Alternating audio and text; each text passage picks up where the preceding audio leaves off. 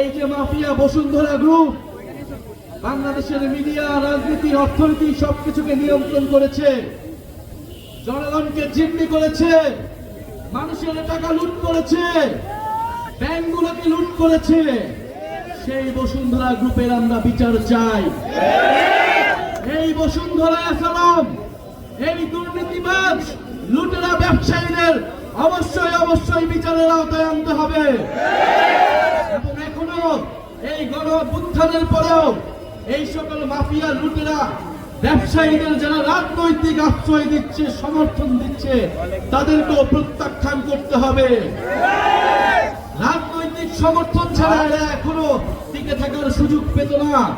এবং অন্তর্বর্তী সরকারকেও এই সকল মাফিয়া লুটেরাদের প্রতি কঠোর পদক্ষেপ গ্রহণ করতে হবে।